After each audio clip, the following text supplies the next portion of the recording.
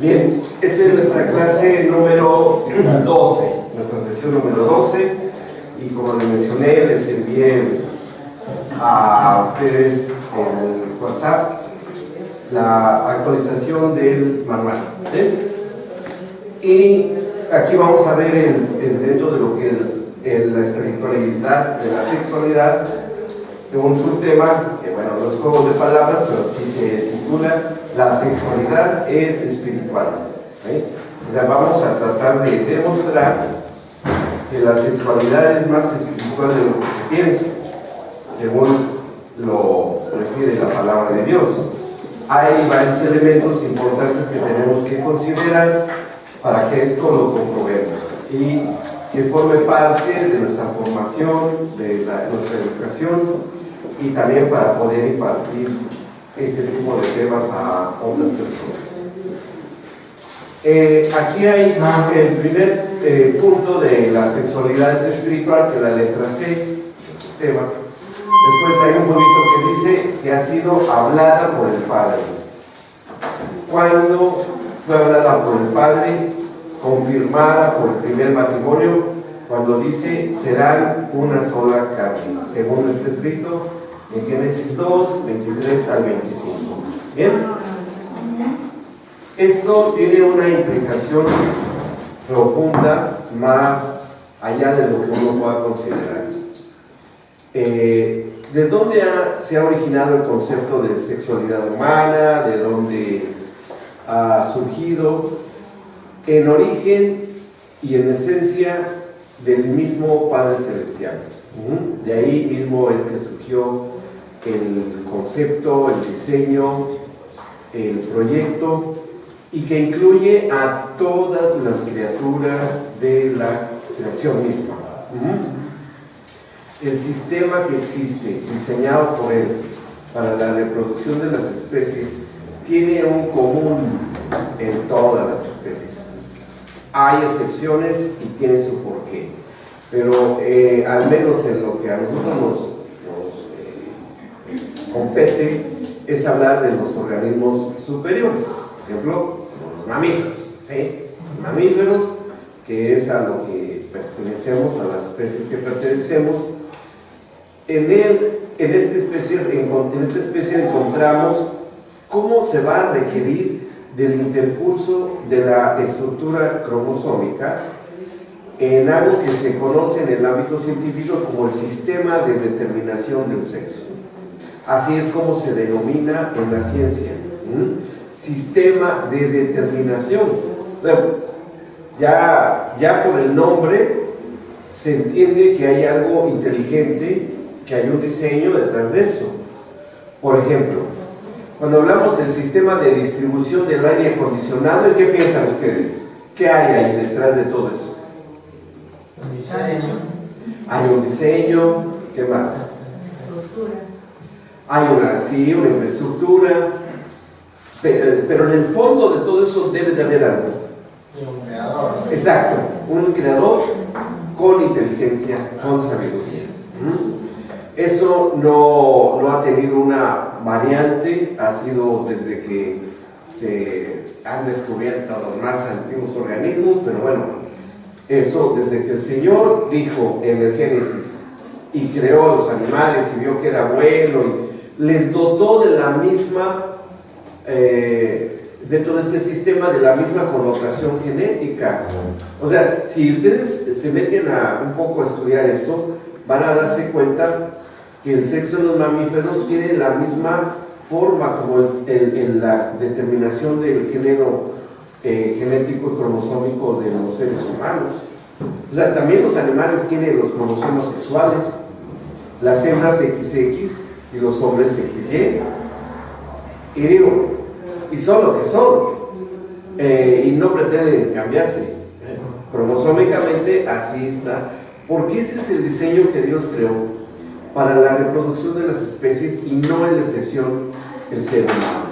Entre todos los animales placentarios, como así se denomina, y marsupiales, que son los únicos animalitos que el embriocito se sale antes de que pueda ya vivir independiente de la mamá. Es el único mamífero que es expulsado, pero todavía depende de la conexión con su mamá, ¿sí? Los marsupiales como los canguros, hay varios que tienen un bolsito al frente, la pancita, la mamá, ¿sí? ¿Han visto? Ese tipo de documentales. Bueno, todo esto salió del propósito soberano, de la inteligencia superior de Dios. Negar que esto no existe es negar una realidad material que es comprobable. A nosotros se nos toma cualquier célula de nuestro cuerpo, cualquiera, de cualquier parte de nuestro cuerpo, se va a encontrar la información genética. De hecho, eso se utiliza para hacer pruebas, para hacer una serie de evidencias, para, por ejemplo, también detectar ciertas enfermedades. Hay enfermedades cromosómicas de esta parte del cuerpo humano, los cromosomas sexuales. En el caso, por ejemplo, de las mujeres, hay un síndrome que es el síndrome de Turner, en el que tienen un solo cromosoma X. En lugar de tener XX, solo tienen X. O sea, una media mujer. Y media en muchas cosas, porque tiene la inteligencia disminuida, el crecimiento corporal está disminuido, son estériles, tienen cierto grado de retraso mental, bueno, toda una situación. Y en el hombre también existe un síndrome, que es el síndrome de Klinefelter en varones, en donde tiene un cromosoma X de más, XYX, en lugar del varón es XY. El síndrome de Klinefelter tiene XYX, ¿sí? O sea, tiene un cromosoma X. Que en ese síndrome, que es conocido desde hace muchísimos años, algunos quisieran tenerlo, pero sin alteraciones, ¿no? O sea, que tuviera un cromosoma extra más que denotara feminidad. Pero no, es una enfermedad, ¿sí? No, es una cuestión de tener cromosoma XY, cromosoma de hombre, y dice, ay, sí, yo también quiero tener un cromosoma de mujer extra. Ajá, sí, sí lo hay, pero es una enfermedad genética, que es el síndrome de Klinefelter. Entonces, eso es leyes genéticas incambiables, inmutables, que se van transmitiendo de generación en generación en este sistema cromosómico. Ahora, la mayoría de estas enfermedades no tienen cura, no se puede cambiar, no se puede alterar la genética del ser humano. No se ha logrado por laboratorio manipular la genética para crear un ser mamífero, como sea, que cualquier mamífero de cualquier especie, en el cual se le puedan mutar sus genes por ejemplo, de XY, macho, a que sea XX. ¿Sí? No se puede. Son leyes dadas a los habitantes del planeta. Y claro, mayormente que las personas que tienen un problema de este tipo, pues si no se puede cambiar su genética, se puede tratar de mantener en lo mejor posible su estabilidad, ¿sí? Por medio, es tremendamente doloroso las operaciones a las que se tienen que ver sometidos, porque no crean que nada más la cuestión afecta a sus genitales, o sea, eso es lo de menos. No, afecta muchos órganos en su cuerpo, bastantes órganos.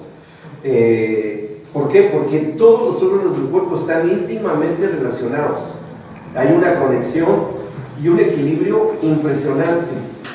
Cuando un órgano que funciona a base de hormonas, por ejemplo el páncreas, que es enfermedad se produce cuando hay una afectación del páncreas, por ejemplo la diabetes, ¿sí? La diabetes es una alteración que se puede heredar y tiene un trastorno en el aprovechamiento de la glucosa, no se pasa a las células, se queda circulando en la sangre, porque el factor que lleva o toma y transporta la glucosa de la sangre a los órganos no existe.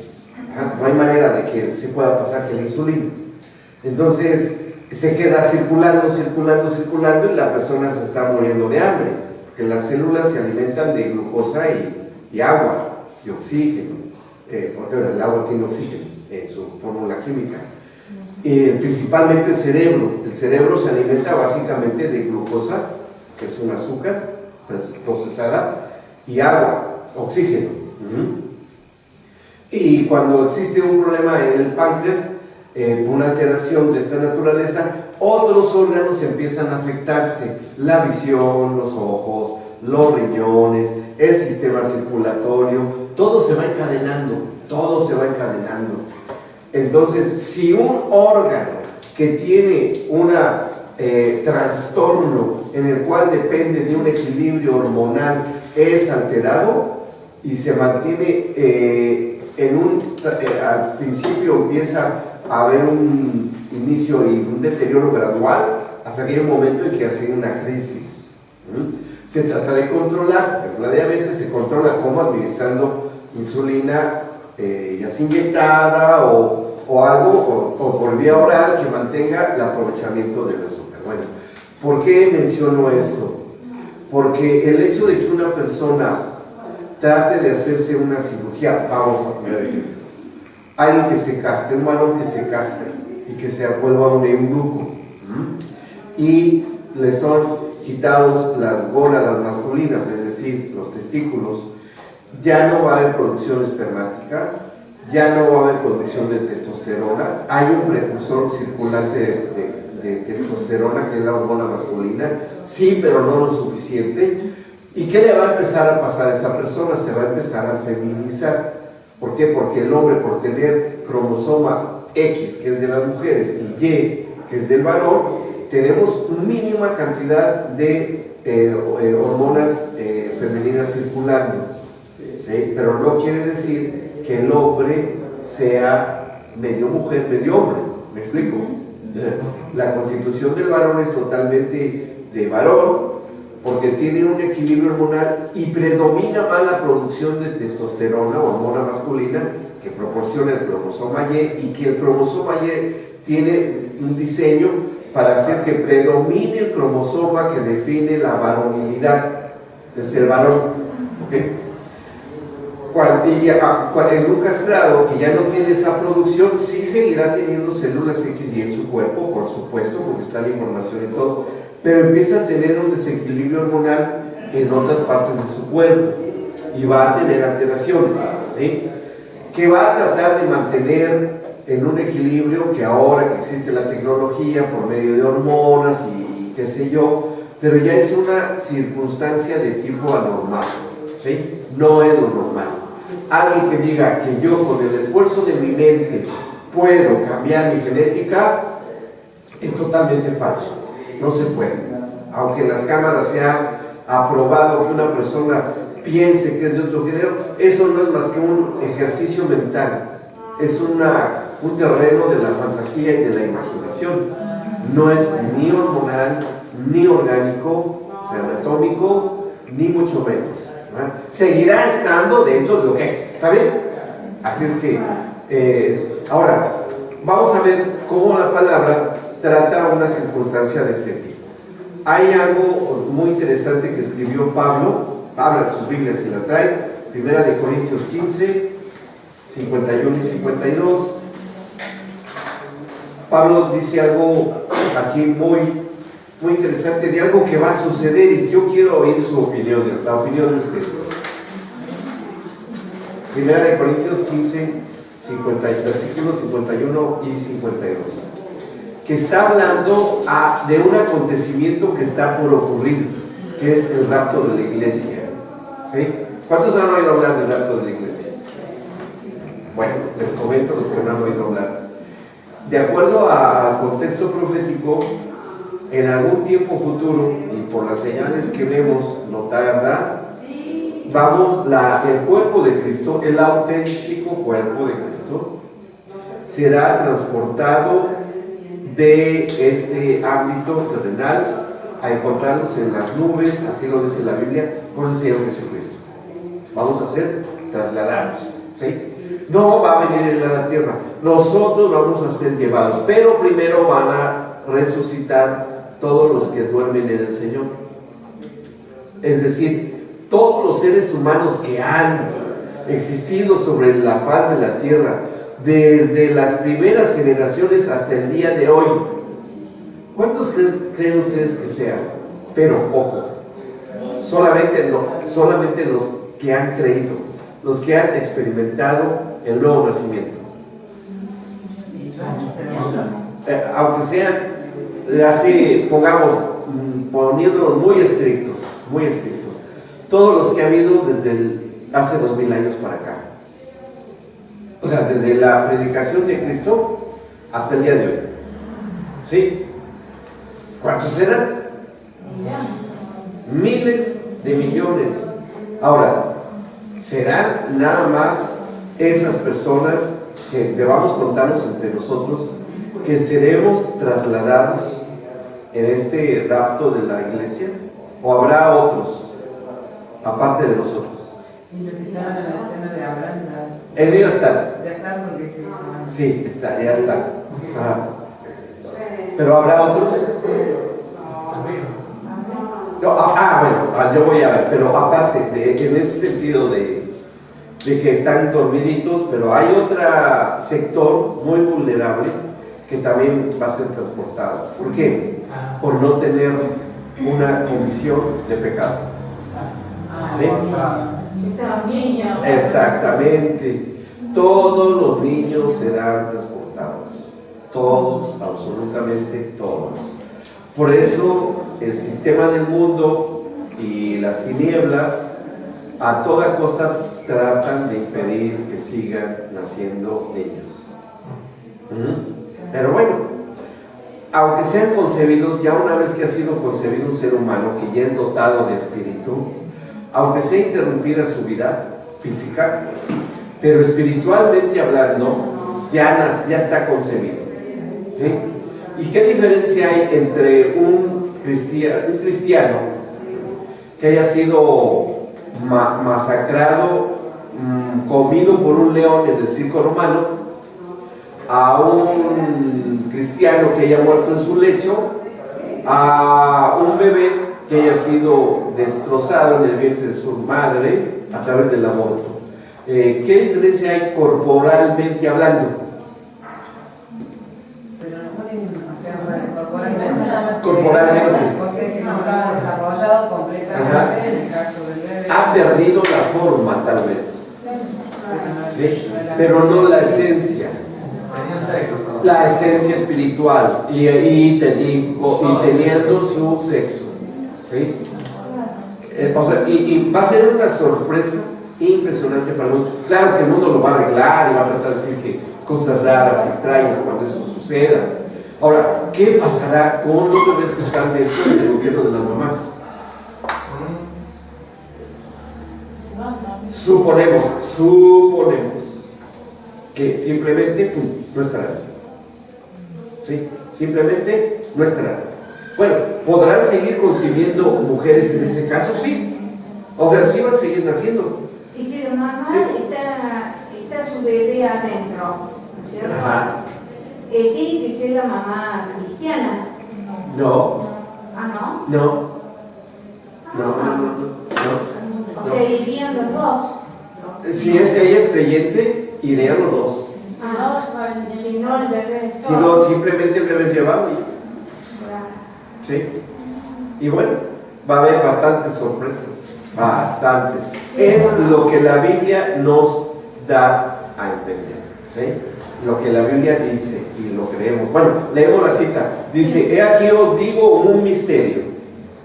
No todos dormiremos. O sea, no todos tienen que morir, porque es a lo que se refiere a dormir. Como el caso de los niños. No todos van a estar dormidos. Y de los creyentes que estén vivos en ese momento.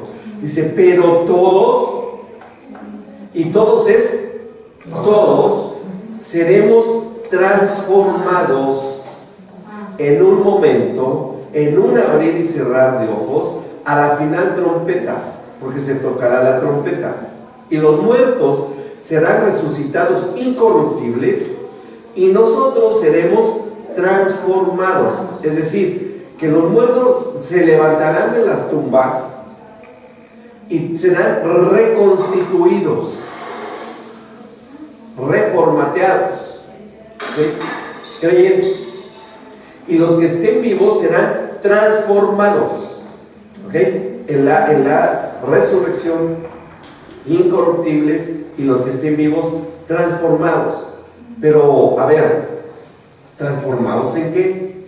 Incorruptibles lo entendemos que van a volver a adquirir cuerpo, pero semejante a qué cuerpo. Y los que sean transformados, ¿transformados en qué? ¿En espíritu o en cómo? Como Cristo. Fíjense que hay un proceso muy interesante, porque primeramente en una sucesión de etapas, antes de que Cristo viniese y naciera aquí de mujer por María, Él ya existía y siempre ha existido, porque está en una de las tres personas de la deidad. ¿Estamos de acuerdo? Sí. Como lo dice Juan en Juan 1, el verbo no encarnado, ¿sí? El verbo todavía no era hecho carne, hasta que después, en la siguiente etapa de esta estrategia de parte de Dios, Él toma forma de hombre y se hace carne, el verbo, y viene y habita entre nosotros. Segunda etapa.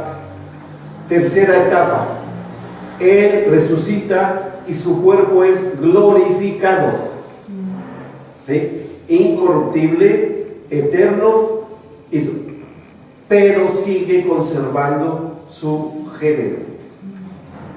¿Ok? Ahora bien, después y última etapa, viene la transformación de hacer a su imagen y semejanza de un cuerpo glorificado a los creyentes. Y a la última etapa. ¿Sí? Esa es toda la etapa que podemos entender y leer que sucederá en la Escritura. Bien, primeramente Él y cuerpos terrestres, mortales, corruptibles, enfermos, envejeciendo, lo que ustedes quieran. Él, antes de encarnar, así estaba el género humano. Él llega aquí, adquiere género, cuerpo, aparte toda su conformación de hombre, porque eso dice en Hebreos que fue hecho a imagen y semejanza de nosotros. Una vez que es hecho imagen y semejanza como nosotros, que participa de carne y sangre, ¿sí? Entonces Él lleva todo su ministerio terrenal, es muerto. Cuando se levanta de entre los muertos, Él adquiere incorruptibilidad, para que eso pueda dotársele después a los creyentes que son resucitados en Cristo. Pero a ver, ¿cuál será la transformación entonces? La transformación consistirá en que se pierda el género sexual, o será que se pasa de lo corruptible, de lo transitorio, de la desorganización de la materia, pasa a ser ya un elemento que formará parte de la eternidad, incorruptible, permanente, sin cambios? Sí, esa es. Nos hacemos entonces una pregunta. Bueno, está bien, pero entonces la Biblia nos dirá que se seguirá conservando el género con el cual fuimos dotados nosotros aquí en el sistema terrenal. Sí. ¿Cómo lo podemos comprobar? Vamos a los últimos acontecimientos. ¿Sí? Vamos a leer la Biblia. No hay problema. Vamos a Apocalipsis 14, versículo 4. Apocalipsis 14, perdón. Hay muchas citas acá. Hay muchas citas. Pero esto, ha habido algo antes de esta escritura que vamos a leer a continuación, porque dice que va a haber una selección en los últimos tiempos de gente que va a estar seleccionada y tiene un número determinado que está escrito acá, de 144,000 varones que serán elegidos, pero que tienen un perfil especial. ¿Por qué tiene que ser este perfil? Es la pregunta que nos vamos a hacer. Dice el capítulo 14 del Génesis, desde el 1 vamos a ver para entender el contexto. Apocalipsis 1. Después miré, y he aquí el Cordero estaba en pie sobre el monte de Sión, y con él 144,000 que tenían el nombre de él y de su padre escrito en la frente. El nombre escrito en la frente es identidad de género y ascendencia, o en este caso descendencia. ¿Está bien? ¿Sí? Y después dice, y oí una voz en el cielo como estruendo de muchas aguas y como sonido de un gran trueno, y la voz que oí era como arpistas que tocaban sus arpas y cantaban un cántico nuevo delante del trono y delante de los 4 seres vivientes y de los ancianos, y nadie podía aprender el cántico sino aquellos 144,000 que fueron redimidos de entre los de la tierra. Luego entonces serán seres humanos, ¿sí? Como nosotros, pero con ese perfil que está a continuación, versículo 4. Estos son los que no se contaminaron con mujeres, pues son vírgenes. ¿Por qué? ¿Por qué serán vírgenes? Que dice, ahora entendamos que esto tiene una connotación que aplica a la sexualidad, ¿verdad? Primero, que distingue de género, son varones, ¿sí? Primero. Segundo, cuando se lee aquí que dice que no se contaminaron con mujeres, esta palabra contaminar es una palabra en el griego que significa que participaron de actos inmorales, ¿sí?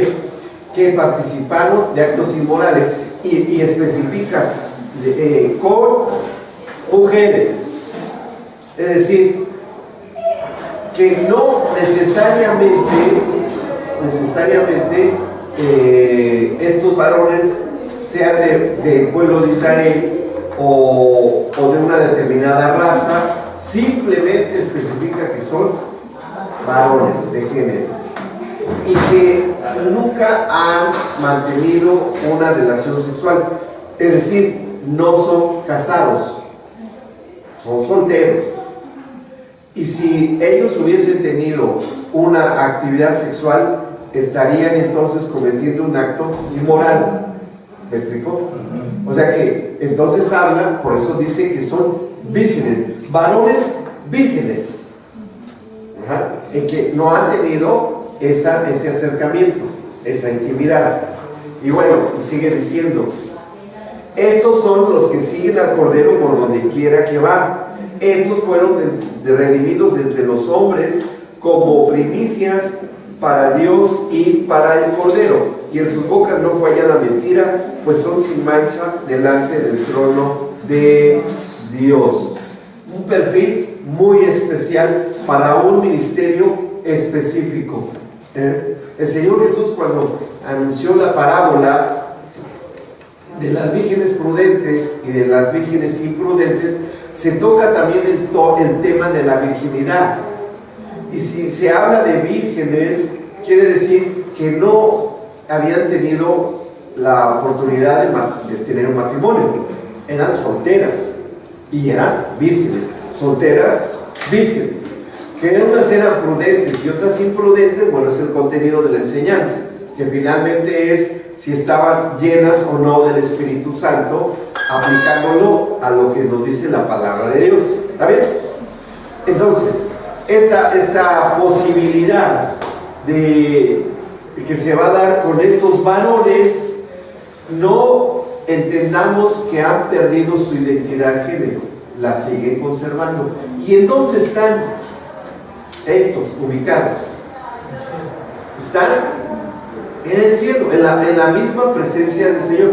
Y dice, ¿por qué decimos eso? Porque dice que donde quiera que va el Cordero, van detrás de él. ¿Y por qué hace la aplicación de Cordero? Porque un Cordero, aparte de que sigue a su pastor, un Cordero todavía no ha tenido la posibilidad de tener relaciones con la correspondiente pareja. O sea, como les mencioné yo, el Señor Jesucristo subió a la cruz del Calvario virgen.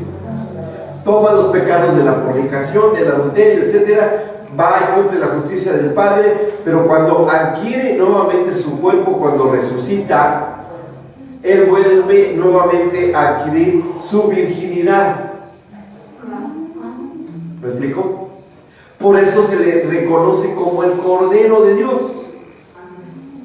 En ese sentido. Bien. Esto es importante porque vemos cómo, y podemos ir concluyendo algo, que el manejo que vamos a ver un poco más adelante es totalmente no de la ciencia humana, sino totalmente le corresponde al creador del género, a Dios, y lo va a hacer de esa manera, no como lo quiere hacer el mundo. Esa es otra cosa, esa es una falsificación. Eso no es así. No se puede transformar algo intransformable para el hombre. El hombre no puede transformar el agua en vino. ¿Me explico? Solo Dios lo hace.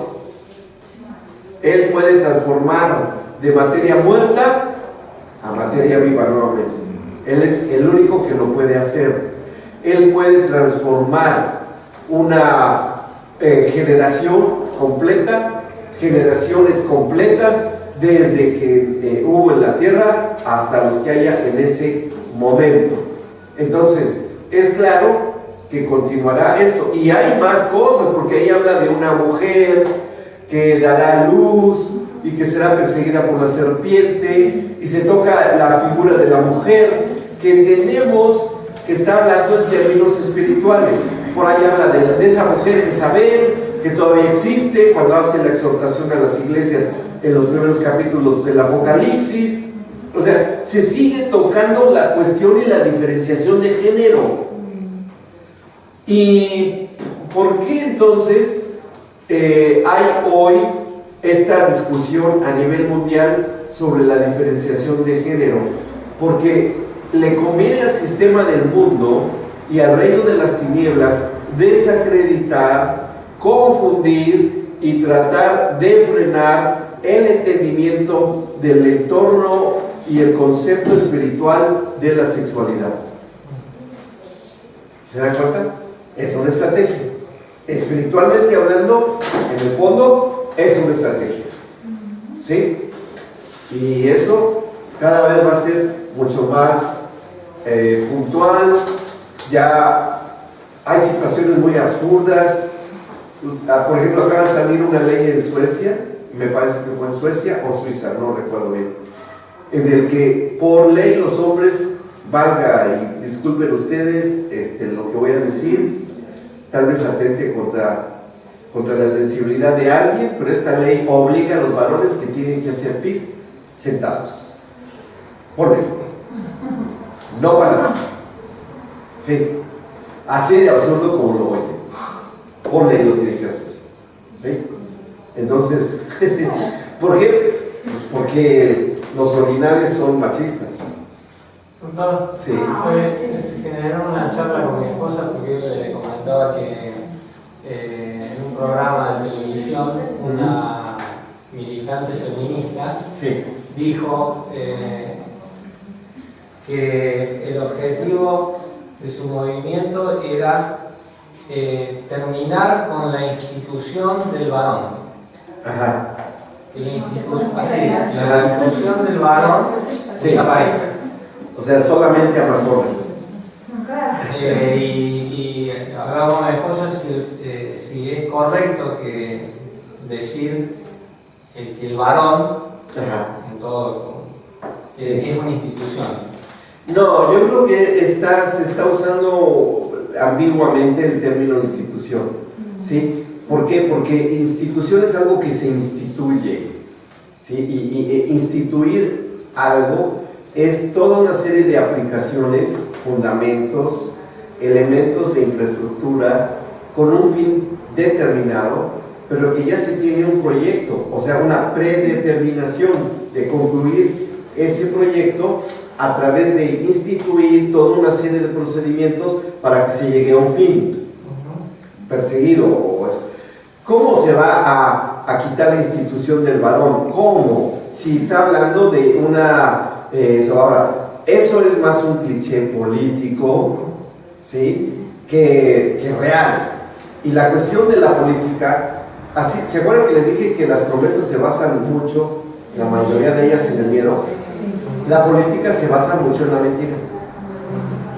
¿O no? Sí. ¿O a poco no vemos? Y no nos pueden decir que no. Así como los embajadores. Los embajadores son mentirosos profesionales, con todo respeto de los embajadores. Pero puede decir, no, señor embajador, ¿cómo está? Sí, pero están pasando las bombas de un país a otro. Y ellos se saludan, se abrazan, la fotografía juntos y todo. No, como vemos en los grandes negocios entre país y país. ¿Y cuál es la amistad? Pero bueno, es la profesionalización de la mentira. Y eso es, no se puede, no, es un juego de palabras, es algo capcioso. Para que el que no pueda discernir o se profundice en eso, se va a ir con la idea, ¿sí, doctor? Hacerle una pregunta que no alcanzo a entender. Usted hace mención de esto, que es transformación, de que esta transformación va a estar sobre este género, entre otras cosas, sí. ¿no? de vírgenes, de varones, vírgenes. ¿Qué te digo yo? Cuando la persona recibe por gracia y va a ser espiritual, deja de ser carnal, vas a ser espiritual. Ajá, sí. Hombre animal, hombre carnal a hombre espiritual. Correcto. Sí. Entonces, el concepto de la virginidad, sí. que es para el ser espiritual, o sea, el ser espiritual llega, porque si no lo contrario, ¿cómo podemos llegar a entender el tema de la virginidad? Yo les voy a referir ese punto. Es interesante, muy buena pregunta, doctor. Y yo les voy a contestar con dos cosas que pasaron. Una, cuando se creó el tabernáculo, ¿sí? Cuando se crea el tabernáculo, que viene siendo el tipo o arquetipo de la persona de Cristo, ¿verdad? Según la teología clásica, de eso se trata, porque bueno, va, como lo mencionamos, me acuerdo en una clase aquí, va teniendo sus diferentes sectores y de qué se trata: el cuerpo de Cristo, el alma de Cristo y el espíritu, donde habita la deidad, en este caso Jesús y el Hijo de Dios. Está bien. Pero también el tabernáculo tiene otra connotación que tiene mucho que ver con lo que pasó también con el templo cuando se rasgó el velo, cuando muere Cristo. ¿Por qué fue que se rasgó el velo del templo de Herodes? ¿Qué pasó? Sí, Tiene un significado muy profundo. El camino en hebreo habla de que abrió el camino nuevo y vivo para que vea lo que es su carne. Sí, ¿qué carne? ¿Qué parte? Cuando fue atravesado también. Sí, pero tiene una cosa más. No. Ese tiene otro aspecto, pero también tiene que ver, pero este que le estoy diciendo ahora tiene un aspecto. Cuando se rasga el velo es cuando se confirma el pacto, sobre todo el pacto matrimonial, y se anuncia que proféticamente que la novia será aceptada para tener y ser uno con Cristo cuando ya esté la esposa de Cristo en presencia del esposo en las bodas del Cordero. Porque eso proféticamente indica la ruptura del himen. ¿Sí? Eso significa esa ruptura del himen, que cuando el templo, cuando se abre el velo, porque eso es lo que ocurre en una primera relación sexual. Y con sangre. Y es un pacto de sangre. Exactamente. Hay corte de la carne, o sea, de la membrana himenial, hay derramamiento de sangre y es a través del pacto matrimonial. ¿Me explico?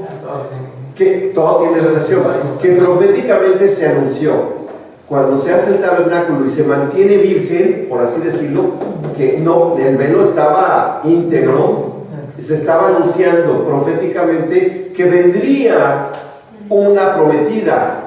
Cuando viene el esposo, que es Cristo, con su prometida y la reconoce, la restaura y a través de él la va a hacer resucitar, anuncia, y nos vamos a casar, y va a pasar que nos vamos a casar porque se va a acabar el antiguo templo, va a surgir uno nuevo que es tu propio cuerpo, ahí se rompió el velo, pero contigo se rasgará el símbolo de la virginidad, que es la íntima relación entre el esposo y la esposa, en el sentido espiritual.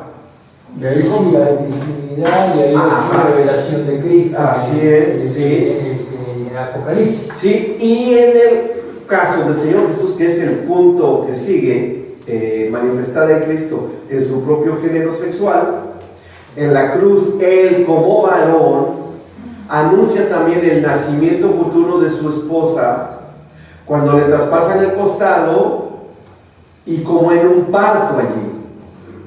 Es como en un parto allí, porque sale agua y sangre, como el líquido amniótico y la sangre que se derrama en una mujer cuando da luz, y nace la iglesia. Esa es la anunciación de dar a luz la iglesia. Y está bien que haya sido así, porque tenía que ser allí el lugar en donde esto tenía que suceder, para que en el tiempo indicado sucediera con su iglesia en los tiempos actuales o cuando venga por él. Todo tiene una relación, ¿sí? Entonces la virginidad no la debamos de enfocar solamente a la cuestión meramente biológica, legal, etc. La tenemos que enfocar en todo su contexto, tanto espiritual como anímico y biológico, ¿sí? De ahí la insistencia de que los jóvenes cristianos lleven una vida, tal vez les toque ser uno de los 144, no sé, como una especie de bingo celestial, pero no sé, no sé en qué va a consistir que los elijan. Pero bueno, yo creo que dice una vida sin mancha, yo creo que va a ser una vida de santidad. Quién sabe cuándo tocará, cuando toque, a quién sabe a quién. Bueno, hay unos que dicen que son ellos, pero no son ellos, okay. Bueno, miren, vamos a ver ahora el punto que sigue precisamente en Cristo. Isaías 11, versículos 1 y 2. Isaías 1, 11, a propósito del Señor Jesucristo, en ese punto que mencioné, que Él adquiere cuerpo y género. Adquiere cuerpo y género, aunque los cromosomas del Señor Jesucristo hayan sido por parte de María el X, ¿sí? Por parte de María, pero por parte del varón, para que Él haya sido hecho varón, ¿qué tenía que aparecer en Él? El cromosoma del Padre, ¿verdad? Pero un cromosoma visible, tangible, que se podía ver en el microscopio, como ustedes quieran, sería de cualquier otro hombre. ¿Me explicó? Tendría que ser un gen que solamente fuese un gen espiritual. ¿Y saben qué? Se descubrió. ¿Sí? Se descubrió. Ahí por ahí vimos el testimonio. Muchos dudan de eso, pero bueno, yo creo que es totalmente cierto, porque están las evidencias. Hay un museo en Estados Unidos donde tienen todas esas pruebas de un arqueólogo norteamericano, Ron Wyatt, que logró entrar abajo del Monte Calvario. Creo que lo hablé con alguien aquí, sí, lo tuvimos en la radio. Me llamó la atención y por eso me acordé y lo quiero mencionar. Este arqueólogo lo que hizo fue encontrar el lugar donde ocultó el rey Ezequías el Arca de la Alianza. Desde que se hizo el templo, se ideó un sistema muy ingenioso, hecho por ingenieros, creo que eran libaneses, del tiempo de Herodes o antes, ¿sí? Desde hace mucho tiempo, que el arca de la alianza estaba dentro del lugar santísimo, pero estaba sobre una pequeña plataforma. A la entrada del templo existen dos grandes columnas, ¿sí? Que tienen su nombre, y dentro de esas columnas estaban llenas de arena. Entonces, de arena del desierto, y eran toneladas de arena. Y el sistema que hirieron estos ingenieros que estaba abajo del templo, y esto lo descubrió un judío, cuando había una invasión o había peligro de invasión, para conservar el arca, los sacerdotes tenían la manera de quitar algo que sujetaba la arena, y cuando caía la arena de las columnas, hacían un sistema oscilatorio de báscula que hacía que el arca se bajara y se bajara hacia los subterráneos, y de ahí se iba por un túnel y lo escondían en un lugar. Esto funcionó, y le funcionó muy bien al rey Ezequías cuando vino la invasión de Sennacherib. Entonces, cuando entraron a los romanos a destruir el templo, no encontraron el arca. Encontraron nada más la menorá y encontraron ahí los vasos y las cosas, pero no el arca de la alianza. El arca de la alianza quedó oculta desde la destrucción del templo en el año 70 después de Cristo, y lograron llevarla a una cueva que excavó el rey Ezequías abajo del monte Calvario, ¿sí? Ahí está, en una gran caja de piedra. Ahí metieron el arca y se tapó, y quedó preservada el arca. Pero el día de la muerte de Jesucristo, que hubo un terremoto, se rompió la tapa por la vibración de cuando muere Cristo. Al romperse la tapa, se separa. Eso descubrió y tomó fotografías el arqueólogo y todo, ¿no? Salieron un poco mal las fotografías porque había una circunstancia extraña ahí de una cuestión que alteró las fotografías, pero se ven borrosas, y ellos como testigos lo dijeron porque lo vieron. Bueno, se hizo una fisura de la cúpula del interior de esta pequeña caverna artificial, y se hizo una fisura hasta arriba, y arriba llegaba la fisura en una oquedad donde entraba el palo vertical de la cruz, ¿sí? Y ese palo vertical es donde estaba crucificado Jesús. Y cuando viene el terremoto, se abre esa grieta, la sangre de la cruz que estaba derramando, que fue abundante la pérdida sanguínea, entra por la fisura, y como se había roto la tapa, escurre la sangre y cae sobre el propiciatorio, o sea, sobre la tapa del arca de la alianza, para cumplir todos los rituales del derramamiento del cordero sobre el arca de la alianza. O sea, y el verdadero cordero inmolado, el único que puede quitar el mundo, cumplió esa profecía.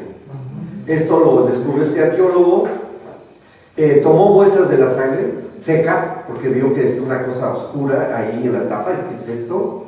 Tomó muestras, lo llevó a un laboratorio ahí mismo en Israel, le examinó, les pidió a los del laboratorio que examinaran eso, lo revisaron. Cuando regresó él para ver qué habían encontrado, le dijo: oiga, ¿de dónde trajo esto?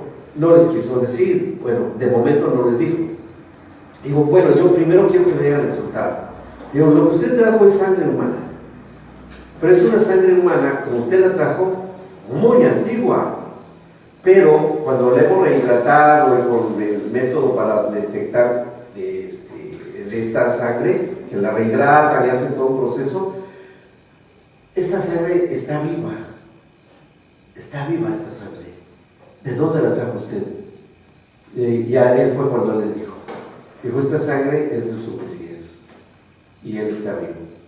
Y le dijeron: pero ¿saben qué? Los que examinaron la sangre, pero es que no es solamente eso. Esta sangre es algo único, porque tiene el cromosoma de la madre, de la mujer, pero no tiene el cromosoma del padre. Y wow, no supieron qué era. Y al otro día él salió, supo el gobierno israelí, y lo sacaron del país y le prohibieron la entrada, y que esto se difundiera. Es un secreto está. Bueno, ya no lo es. ¿Y dónde podemos leerlo? Está en YouTube. Sí, la del testimonio del arqueólogo Rolf Bayard. Sí, Dios, si quiere después se los envío por los WhatsApp si quieren. Y la revista National Geographic Ajá. lanzó hace casi un año o menos ¿Cómo fue Jesús? Un artículo de toda la revista que te muestra todo el proceso que contó, todo en gráficos, todo así, y te muestra cómo fue Jesús, la cara, según de la época. Según como haya sido la gente de la época, ¿no? Claro. Sí, así es. Entonces, fue notabilísimo este descubrimiento. Aparte, este otro arqueólogo descubrió los carros de Faraón, por donde pasaron no fue en el Mar Rojo exactamente, es una partecita del Mar Rojo que se llama el Golfo de Acaba, y ahí hasta hay monumentos del tiempo de Moisés que hicieron para conmemorar el paso de los carros de Faraón, que ahí fueron ahogados. Y ahí están los esqueletos, los carros y las ruedas, todas las lanzas, las armaduras, los esqueletos también. O sea, fue una persona muy notable este hombre, cristiano, arqueólogo amateur, no profesional, por eso lo han criticado muchísimo y se han burlado y todo, pero bueno, sabemos que estamos sujetos a eso, ¿no? Sí. Bueno, entonces Isaías 11, 1 y 2 dice así: saldrá una vara del tronco de Isaí y un vástago retoñará en sus raíces. Y el 2 dice: y reposará sobre él el espíritu de Jehová, espíritu de sabiduría e inteligencia, espíritu de consejo y de poder, espíritu de conocimiento y de temor de Jehová. Es decir, es claro que está hablando de una profecía que se cumplió puntualmente. No está aquí en sus apuntes, pero lo pueden ustedes considerar, donde dice que este vástago, que es el Señor Jesucristo, es una profecía. Después de que Él ejecute su plan de justicia por parte del Padre, va a ocurrir algo. Después, vean lo que dice el versículo 6 al 8.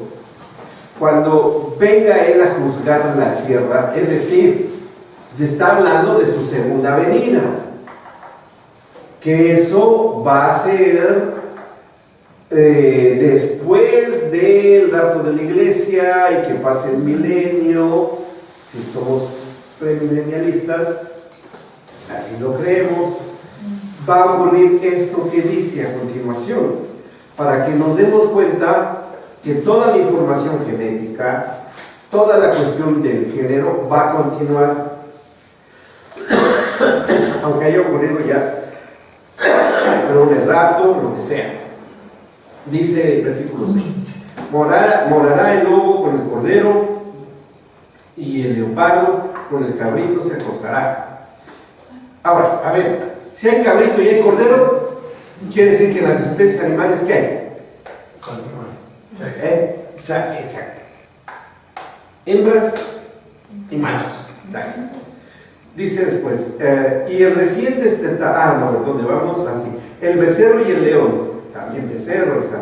Y el león y la bestia doméstica andarán juntos, y un niño las pastoreará. La vaca y la osa. O sea, la vaca y la osa. No dice el vaco, no, el toro. Así.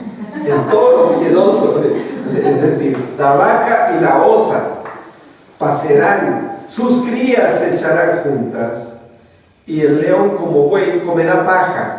¿Creen que esto tenga algún significado con el tema que estamos viendo? Sí. Que esto es profético y va a ocurrir dentro de muchos siglos. A ver, ¿continuará la distinción de género? Sí, o sea, habrá todavía niños.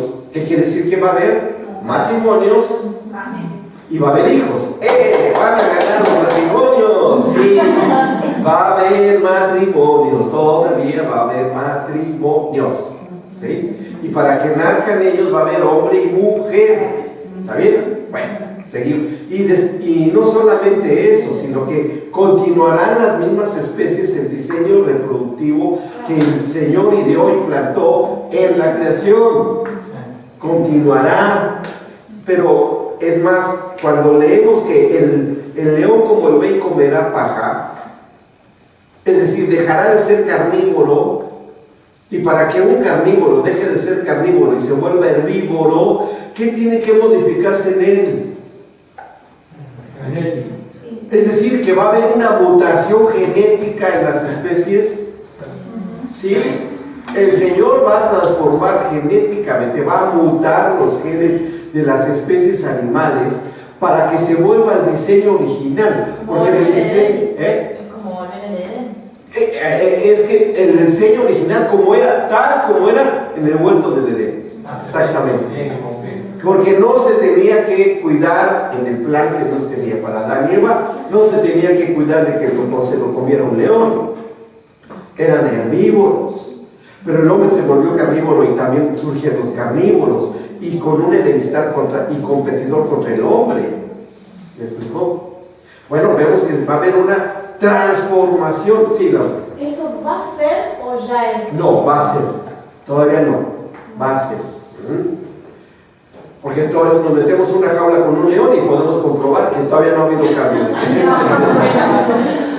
No nos va a ir muy bien ahí. No nos va a ir bien. Bueno, y luego dice, y el niño de pecho, perfecto, va a seguir habiendo lactancia. Va a seguir habiendo, que esa es buena, muy buena señal, ¿sí? Esto nos trae paz. Dice, y el niño de pecho jugará sobre la cueva del áspid, y el recién destetado extenderá su mano sobre la caverna de la víbora. No harán mal ni dañarán en todo mi santo monte, porque la tierra será llena del conocimiento de Jehová como las aguas cubren el mar. O sea que el único que tiene esta capacidad de transformación es el Señor. Y que en esto intervino muchísimo la redención en Cristo Jesús. Cuando Él pasa por esta transformación a un cuerpo glorificado, sin perder su género sexual de varón, pero no hay problema porque cuando llegue su esposa prometida, que tendrá un género sexual como sea, hombre, mujer, no importa, pero espiritualmente ahí deducimos que el espíritu no tiene necesidad de género sexual. El espíritu, ¿sí? El espíritu. El espíritu de hombre y mujer puro que viene del Padre de las luces, del Padre celestial.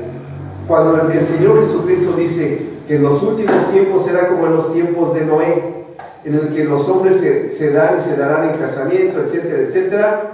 Dice, pero no será como en el cielo, en el cual no hay esa necesidad de seguir en el cielo, aunque se tenga género, sino que eso va a quedar reservado para que escatológicamente hablando o con respecto a los últimos tiempos, y regrese nuevamente el matrimonio formado por Cristo y su iglesia en la Nueva Jerusalén, siga habiendo esas generaciones que lograron estar ahí, que lograremos estar ahí, y que el resto del planeta Tierra va a continuar el diseño y el plan del matrimonio y del nacimiento de los niños, pero ya sin la posibilidad de la maldad, cualquiera que ésta sea, la forma que sea, ya no habrá eso. Sí. Yo quería preguntarle, desde que se crea el universo, existía un oxígeno hiperbárico.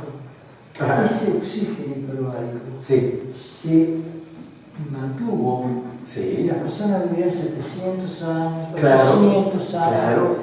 Llega el diluvio, a partir de ahí hay un recambio. Entonces, ¿en qué medida esto de volver al Edén, de volver a la vida esta? Ahora lo vamos a ver, claro que sí, y no lo pasamos por alto, sí está. Vamos a seguir considerando, la dejo en la agenda un momento y llegamos a ese punto, porque sí está. Y ahora lo explico. ¿Sí? Vamos a proseguir y lo explicamos.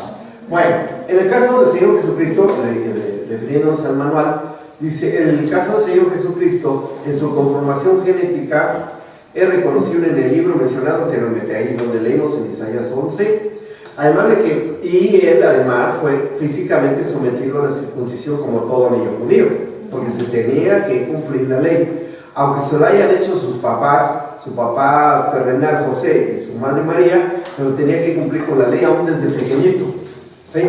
Y tuvo que ser llevado con el rabino, porque el rabino es el que hacía las circuncisiones al 8º día de nacido, que por cierto, a esa es la edad ideal para hacer la circuncisión, porque los factores de coagulación de la mamá están en su más alto nivel en el bebé y no sangran.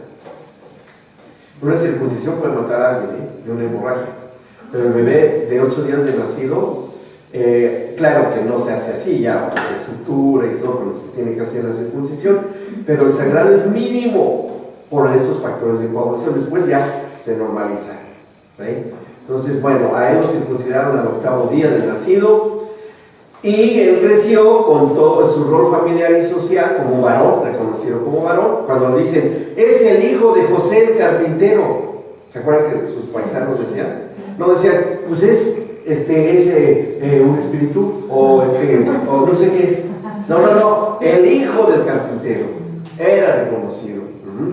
Aunque genéticamente diferente de los demás, como ya lo expliqué, en esa dualidad del hijo del hombre, y que él va a mantener toda esta genética que le fue dada por haberse hecho carne y que se mantendrá a futuro.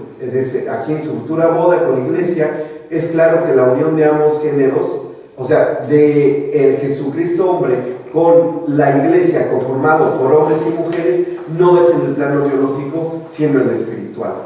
En los dos, en él y en la iglesia. Claro que el cuerpo de Cristo, como los creyentes que estemos allá, conservarán su propio género correspondiente a los creyentes. Pero espiritualmente, como la generadora y accionar del binomio Cristo-Iglesia. Este es algo que estoy leyendo el punto manifestado en Cristo. Sí, okay, ahí vamos. Ya casi termino ese puntito. Al final viene algo muy interesante. ¿Por qué las mujeres no van a dejar de existir? Nunca. No sé si han preguntado. Bueno, porque estoy hable de los hombres.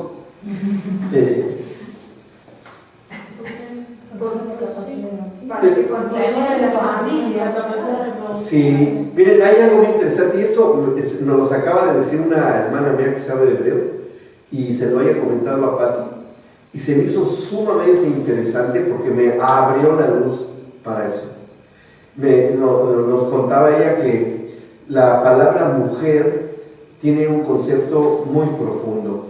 Ustedes saben, bueno, que ahí en el Génesis dice que fue llamada Adán y Eva Isis, y la mujer fue llamada Isha, y el hombre fue llamado Isi, ¿no? Y que Isha significa madre de los vivientes, la traducción, madre de los vivientes. Eso es cuando le Eva, porque primero fue varón y después fue... Sí, en cuanto a que es ser humano, en cuanto a ser humano.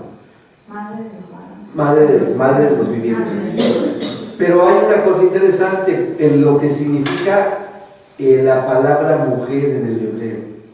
Hay una relación muy fuerte entre la luz y la mujer y el movimiento.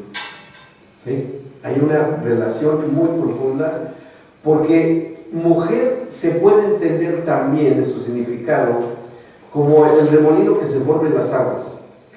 ¿Sí? ¿Han visto que hay vórtices? El embudo se mueve el agua con fuerza, y eso da, ese es un concepto unificado de agua en movimiento, ¿sí? Pero también cuando habla ahí en el Génesis de que y Dios hizo la luz, cuando habla de la luz no habla de luz del sol ni de las estrellas ni de nada, sino habla de movimiento y energía, ¿sí? Y cuando la mujer da a luz, ¿sí? Lo que hace, se pone en movimiento el agua, o sea, el líquido amniótico con el trabajo de parto, y entonces empuja, porque eso significa que esta energía empuja, impele, transporta ¿a quién? A un hijo que ve la luz. Por eso dice, Por eso también luz, una de sus traducciones del hebreo es parto. Entonces la mujer es parte fundamental de la creación para que se siga generando la vida, porque ella es la parte activa que empuja al varón, por eso fue hecha ayuda idónea para el varón, que es la que impulsa, es la que genera, es la que dice, ya es tiempo, vamos adelante, boom, boom, boom, y así es. Por eso es que en la escritura no habla en ninguna parte de marida, habla de mujer. Pero ¿por qué no dice marida? O sí, esposa en la cultura judía es la que está comprometida nada más. Pero cuando se casa pasa a ser mujer del marido.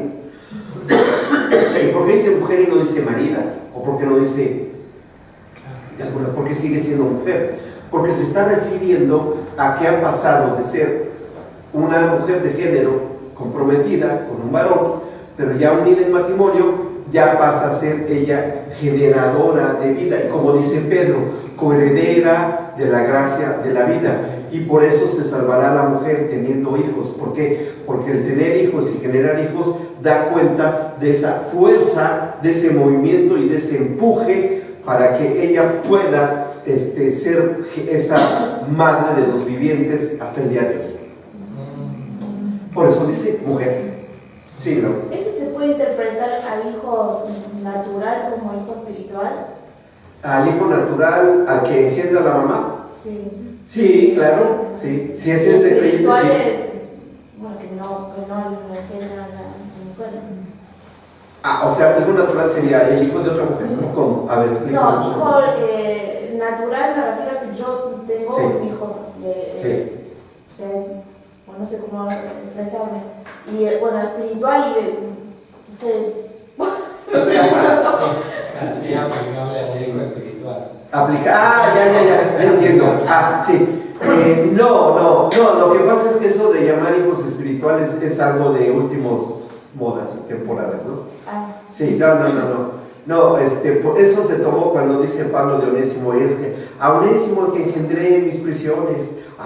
Dice, y a los apóstoles que se les considera padres, y eso es una manera de decir que se participa de una paternidad, pero como la haya sido la de José, totalmente terrenal y de mentoreo y eso, pero no, porque el Padre de los Espíritus es el Padre Celestial y es el único que genera y pone espíritu. ¿Y entonces la mujer que no puede tener hijos? Los puedes tener en el corazón, sí, y los puede engendrar como Pablo engendró a Onésimo, siendo varón también. Si puede un varón engendrar hijos espirituales, como lo hizo con Onésimo José, Pablo, lo puede engendrar una mujer estéril o un varón estéril también. ¿Sí? Que lo lleva a que el Padre espiritual lo confirme en su vida espiritual a través del nuevo nacimiento. O sea, sí, pero son un poco de cultura eso, de cultura cristiana, pero no lo encontramos plenamente. Directamente sí lo hay, cuando dice hijitos míos, cuando dice el apóstol Pablo, el apóstol Juan, que habla hijitos míos. Entonces, ¿cuáles eran los hijos de Juan? Hay que investigarlo. Entonces, no, sí habla de una paternidad, sí, por supuesto, pero habla de una paternidad más como guianza, más como responsabilidad, más como proveedor de la palabra, más que engendrar. ¿Ok? En ese sentido. Bueno, muy bien, Pablo. Sí, ahora, ¿qué fin va a tener esto? Esto va a tener un fin que, a ver si no quiero adelantar, porque a lo mejor esto sí lo vamos a empezar a ver.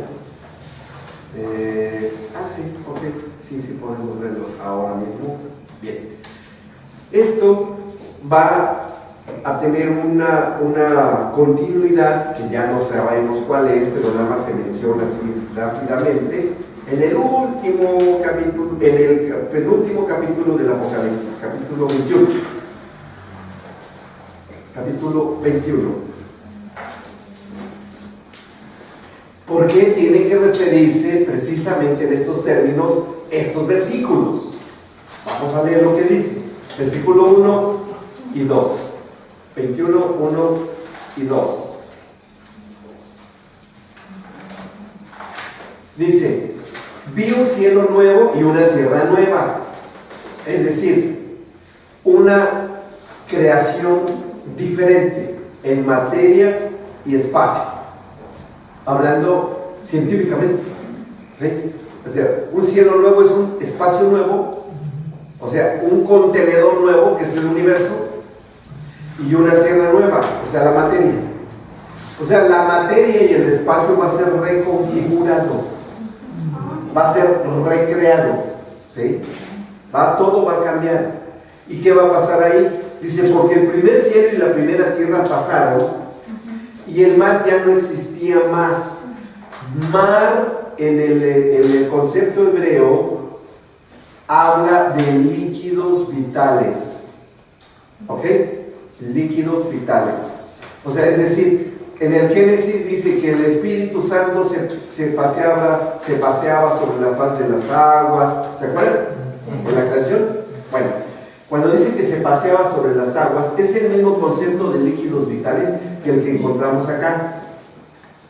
Entonces quiere decir que si está hablando de líquidos vitales y de que hay transformación de materia y espacio, va a significar que va a ser recreada toda la configuración de la creación, excepto en lo que va a continuación. Dice el versículo 2: y yo, Juan, vi la santa ciudad, la nueva Jerusalén, descender del cielo de Dios, dispuesta como ¿qué? Como una esposa ataviada para su marido. Ya no dice esposo, como se anunció Jesús en las parábolas cuando habló del esposo. Ahora se anuncia como marido. ¿Por qué? Porque ya han tenido comunión, pero no a nivel biológico, sino a un nivel de ser uno en el espíritu. ¿Me explico? Entonces ya Cristo será el marido y su mujer, la iglesia. Hasta ese tiempo. Y vean que no cambia el ser marido y ser mujer. ¿Sí? Eso, es decir, la figura del matrimonio no va a desaparecer. La figura del matrimonio va a continuar. Le duela a quien le duela, y diga lo que diga. Va a continuar. Y nos veremos las caras. Nos veremos. ¿Sí? Eso es una institución divina. Y atentar contra la institución divina, el que hace justicia, hace justicia. Y no somos nosotros. En el versículo 9 hace algo con Juan, el que está teniendo esta visión, y lo hace el mismísimo Señor Jesucristo. Vamos a ver desde el 6, porque estamos viendo desde este enfoque. Y le dice a Juan, quien está frente a él, dice, y me dijo, hecho está, yo soy el alfa y la omega, el principio y el fin. ¿Y quién está hablando? Claro. Dice, al que tuviere sed, yo le daré gratuitamente de la fuente del agua de la vida. El que venciere heredará todas las cosas, y yo seré su Dios, y él será mi hijo. O sea, hijo de Dios. Y luego dice, pero los cobardes e incrédulos, los abominables y homicidas, los fornicarios y hechiceros, los idólatras y todos los mentirosos tendrán su parte en el lago que arde con fuego y azufre, que es la muerte segunda. Y en el 9 dice, vino entonces a mí uno de los 7 ángeles, que tenía las 7 copias llenas de las 7 plagas postreras, y habló conmigo diciendo, ven acá, yo te mostraré la desposada, la esposa del Cordero. Sigue habiendo esta figura de matrimonio, no va a desaparecer.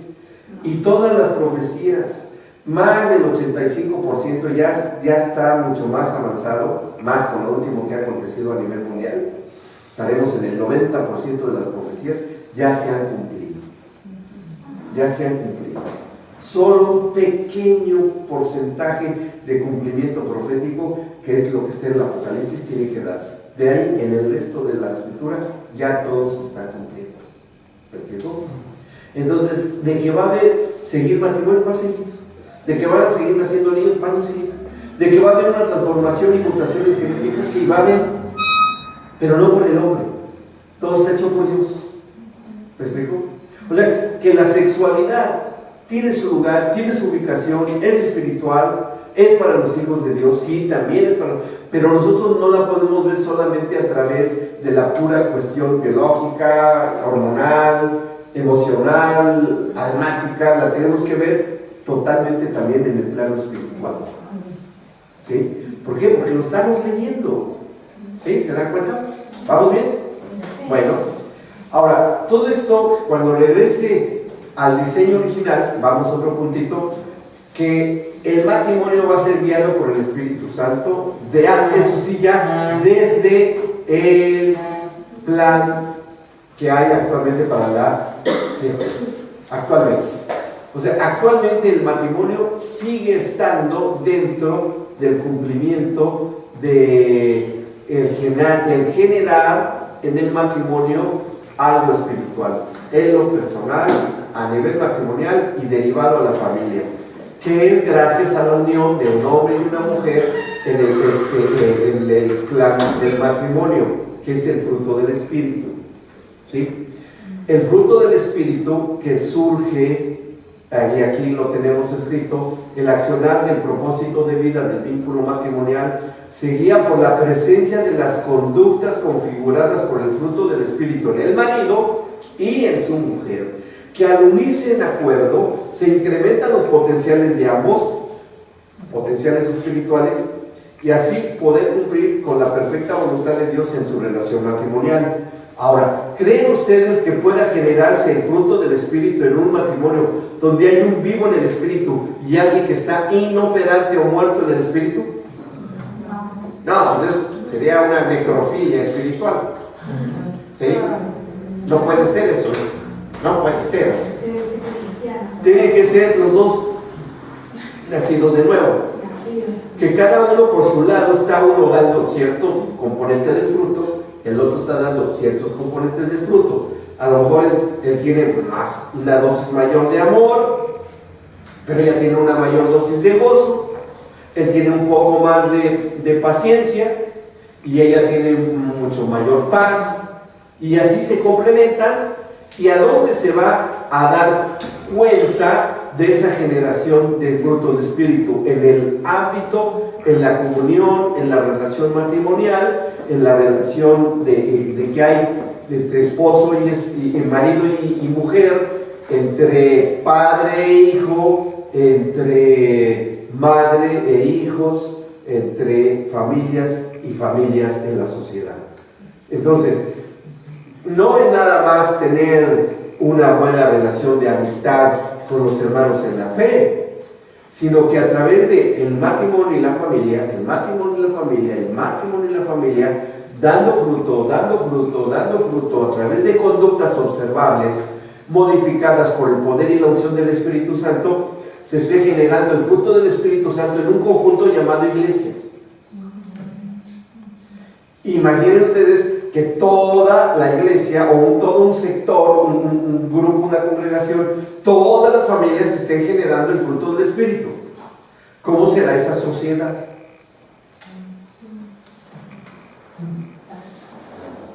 A eso va a llegar. A eso va a llegar. ¿Sí? Pero claro que tenemos bastantes situaciones que nos impiden de cumplirlo plenamente. Bueno, ¿dudas? ¿Preguntas? ¿No? ¿Quedó claro? La sexualidad es espiritual. Bueno, nos vemos la próxima sesión. Que Dios los bendiga. Gracias.